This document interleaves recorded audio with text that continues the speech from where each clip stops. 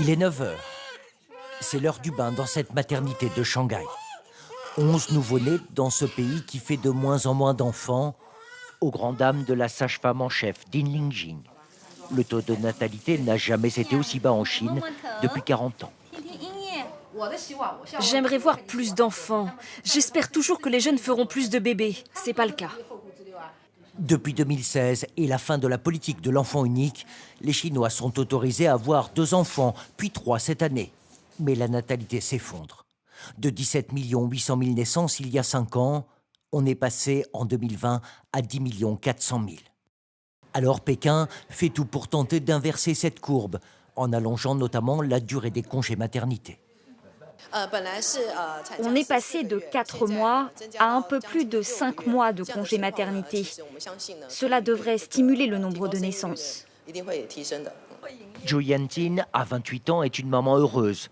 Elle vient d'avoir son premier enfant, le petit Shui, 20 jours à peine. A priori, elle n'en veut pas d'autre. Aujourd'hui, le gouvernement nous encourage à avoir plus d'enfants. Mais les gens de notre génération, nous avons déjà tellement de pression au travail. Et puis 2 enfants, c'est aussi une trop grosse charge financière. Autre époque, autre génération. Car quand la Chine veut plus d'enfants, les couples sont réticents. Alors qu'à l'époque de l'enfant unique, les familles rêvaient d'en avoir plusieurs. À mon époque, les politiques limitaient le nombre d'enfants. S'il y en avait un second, on était pénalisé. Des raisons financières, comme des prix des logements exorbitants, l'accès à l'éducation qui dissuade généralement les jeunes couples à avoir des enfants dans un pays où le nombre de mariages s'effondre lui aussi.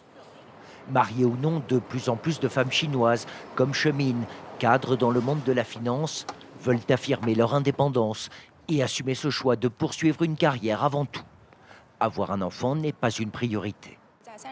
La trentaine, c'est l'âge d'or dans ma profession. Donc si je laisse passer les opportunités professionnelles, elles ne reviendront peut-être pas. Taux de natalité au plus bas, vieillissement de la population et baisse du nombre d'actifs. Le cocktail démographique est explosif. Et à ce rythme, la population chinoise pourrait, selon les démographes, chuter de 50% d'ici la fin du siècle.